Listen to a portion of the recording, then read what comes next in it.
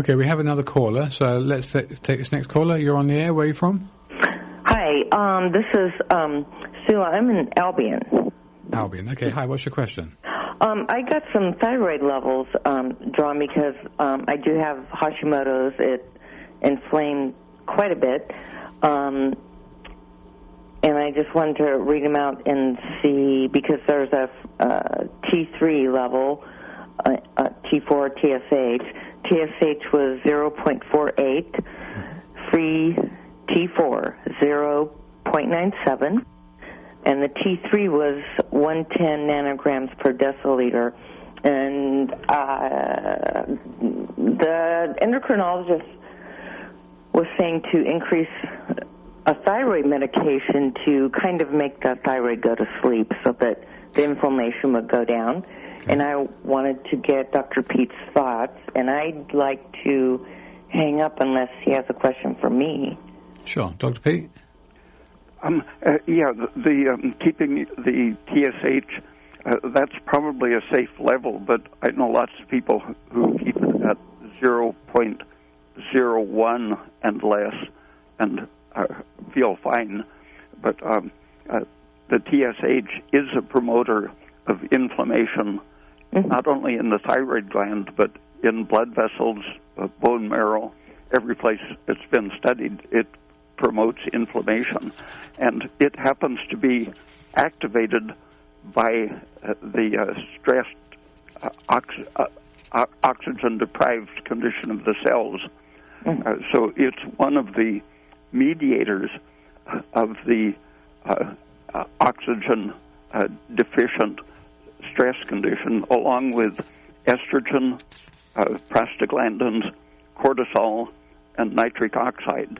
TSH itself is an inflammation promoter. So if you govern your dose by things like heart rate, temperature, yes, and especially your middle of the day temperature and resting heart rate, and your appetite and thirst and quality of sleep, and a doctor can do the Achilles reflex relaxation test to find out how your nerves and muscles are acting. The people have different sensitivities to the T3 and T4, and the tissue-specific effect of either of those is affected by how inflamed you are generally. So if you have a lot of polyunsaturated fat and prostaglandins circulating, then a given amount of T3 isn't going to have the same local effect on any of your tissues. So really this persistence of an inflamed thyroid that's where I'm feeling like I'm being strangled may have more to do with my generalized inflammatory response. Yeah, I think so. Okay, and also, thank you so much. Bye-bye. Also, when you're low thyroid, you produce a lot of antibodies to lots of things, and you can also produce antibodies to your own thyroid. So it's part of the low thyroid condition is producing extra antibodies. And those antibodies are part of a cleanup process.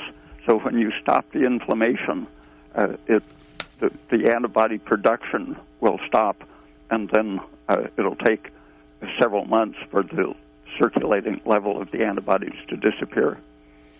So basically, to summarize, to try to keep your TSH as close to zero as possible, and the blood levels of free T3 and free T4 are not as indicative of a,